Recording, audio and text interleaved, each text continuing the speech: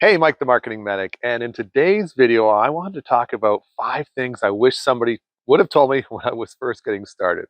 Now, don't get me wrong, I've done pretty well in my career. I've helped people retire from their full-time jobs to work their passion. I've helped people get into ClickFunnels 2 Comma Club. I've helped my last client earn over $3 million in less than 2 years. So I've done pretty well. But still, there were some roadblocks along the way because I wasn't really being told the right things at the right time. Now, the first thing I wish somebody would have told me, and it's something that I figured out pretty quickly, was to just be your authentic self. Okay. Now, I know a lot of us are hearing that you need to funnel hack and ethically steal and try to do what everybody else is doing. But here's the thing, those same people that are telling you that are also telling you to find the blue ocean, right? It's like stay out of the red ocean where everybody else is. So if you're hacking somebody else's stuff or ethically stealing somebody else's stuff, then you're essentially trying to be them. And here's the thing, like, not everybody's going to like you. Not everybody likes me, but I'm okay with that. And you need to be okay with that too. Now, listen, look at where I am right now. Like, some people are going to think I'm some sort of hillbilly living with my horses and I'm off the grid with solar panels. And like, why aren't I living, if I'm so successful, why aren't I living in a penthouse in, downtown Ottawa or downtown Toronto or something? Well, because that's not me. That's not what I want, right?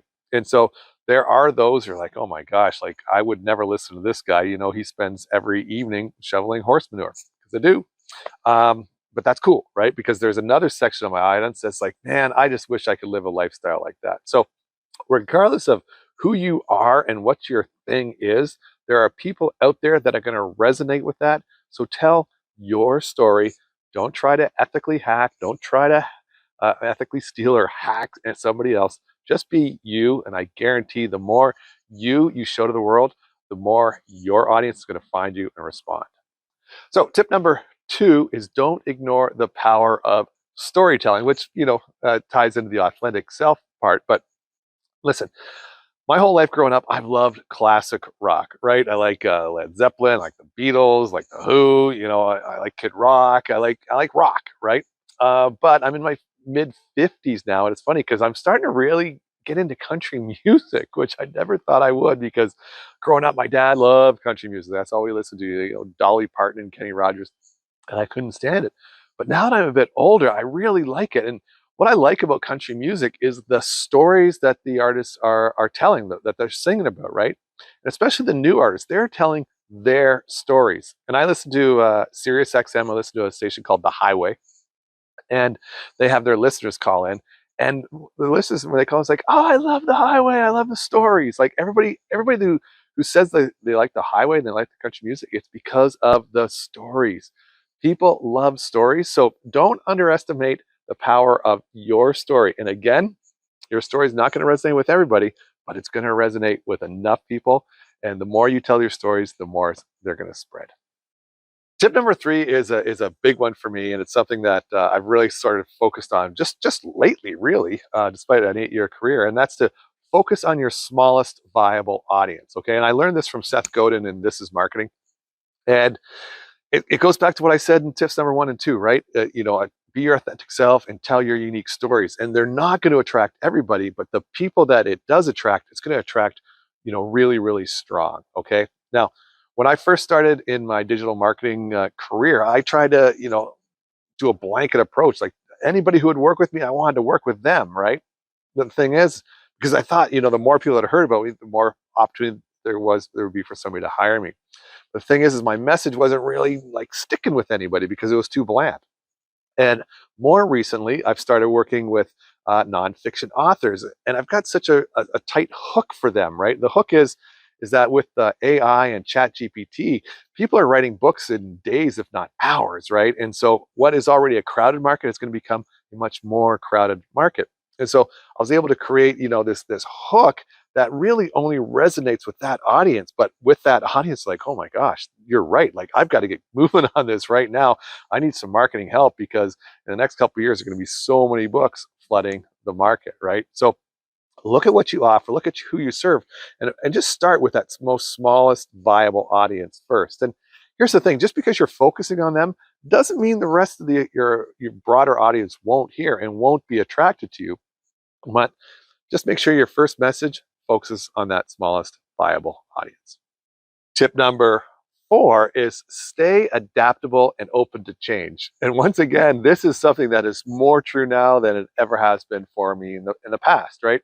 And like I just said, so my new audience that I'm working to attract are the authentic authors out there that have spent the weeks, the months, the years writing their book and publishing their book and doing all that work, right? And so I'm kind of anti AI, anti artificial intelligence, anti Chat GPT, right? Because I'm painting them as the enemy. But at the same time, Chat GPT and AI, they have so much value, right? For the research that I'm doing, for like researching what I'm talking about, for researching my audience. Like it can just do things so much faster than I ever could before. So it's kind of interesting in that on one side, I'm saying as an authentic author, you need to get moving right now because you got to fight against these, what I call the copy paste publish authors, right? Who are using Chat GPT. But at the same time, as authentic authors, we need to embrace what ChatGPT and AI can do for us. So just be open and adaptable to change. And you never know what's going to happen tomorrow. The world is evolving so quick, and we've got to evolve along with it.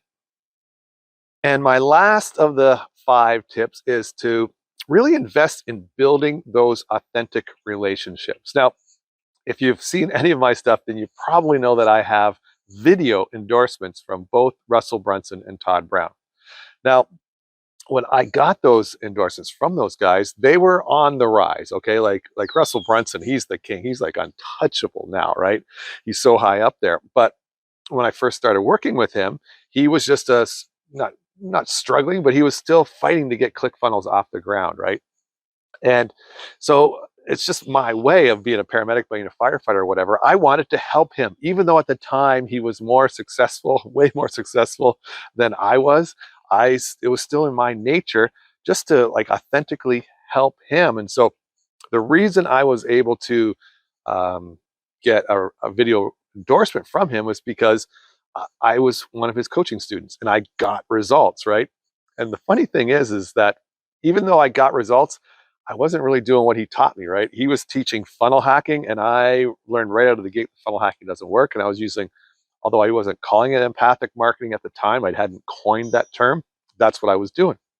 And so, but when I got the results, I still wanted ClickFunnels to succeed. I was still using their platform. So I gave Russell a lot of the credit for the results that I got, right? And so from the results that I was getting, he's like, Mike, I need your testimonial. Can I fly you to Boise, Idaho, so you can videotape a testimonial for me? I'm like, yeah, sure. If it's on your dime, let's do that. So he flew me to Boise. He rented all the stuff, and we filmed the testimonial for him. Then once I stepped away from the camera, I'm like, hey, man, your turn. Why don't you do an endorsement for me? He's like, oh, sure, I'd love to. What can I say? I'm like, you know what? You're the marketer. You just say what's in your heart, and we'll go from there. But that's the important thing is like just build those authentic relationships, and but for authentic reasons, right? Just do so because you want to help, just because you want to be a good person. And sometimes you'll get huge, enormous, exponential returns on it, and sometimes not. But it's okay, because as long as you're out there building off those authentic relationships and helping people, the results are intrinsic and they speak for themselves. All right, guys. So anyways, those are my 5 things I wish people would have told me when I was first getting started. And hopefully you can take them to heart now and you can use them in your business. All right, guys. If you want to learn anything more about the Marketing Medic, just go to www.themarketingmedic.ca and check out what I got going on. All right, guys. Thanks for watching, and we'll see you next time. Okay, bye-bye.